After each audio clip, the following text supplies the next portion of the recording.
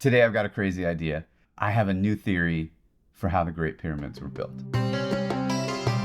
Now look, the pyramids are the most amazing engineering feat in the history of the world. Built over 4,000 years ago, the Great Pyramids of Giza have over 2 million blocks, each weighing 2 to 3 tons.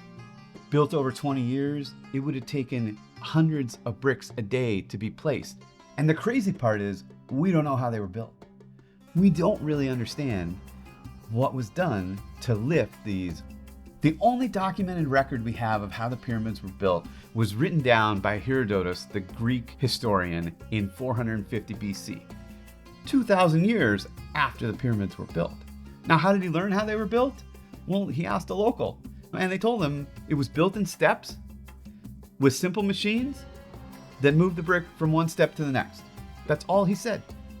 Now, Leonardo da Vinci got excited about this idea and designed a truly genius machine where one person can move a 2 to 3 ton brick just using short wooden pegs to ratchet it up. But it doesn't seem very practical. It's very slow. Sure, it can be done with one person, but take a long time. The most compelling idea often is the simple lever. And we know that Egyptians have lever technology with the shadoof. The shadoof is a counterbalanced lever with a bucket on the end used to dip and lift water out of the Nile. So that leads you to a question of what could the counterbalance have been, right? In a lever, you need to counterbalance both sides. What might the counterbalance have been? Rocks, sand, water, all these ideas come to mind. But as I was sitting down, discussing this, brainstorming this with another family, my daughter, their daughter, another dad, we came up with a new theory as to what the counterbalance was. And we went and researched it. We went and looked in books, in the internet. We asked ChatGPT, like, has anyone come up with this theory? Because the theory seems so simple that it must have been. But we can't find it. So we're going to name it. We're going to name it the Porter-Douglas counterbalance theory.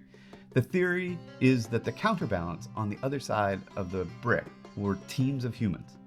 So envision this. A team of humans climbs up a set of steps to the next ledge, walks onto a platform.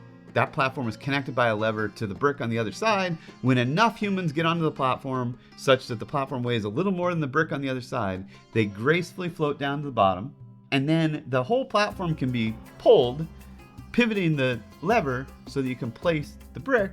You unhook the brick, hook it to the next lever on the next step, and keep lifting it over and over and over again with teams of humans.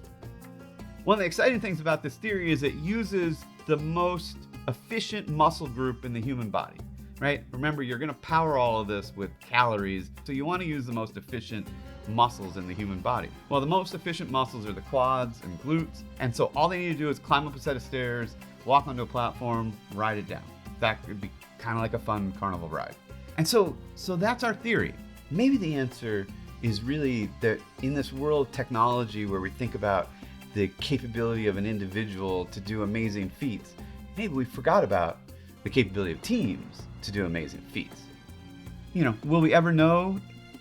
Unlikely we'll ever know exactly how they're built. But if this video inspires you to think more about the pyramids and the great engineering feat that early Egyptians accomplished, then that's exciting, and we hope you enjoy it.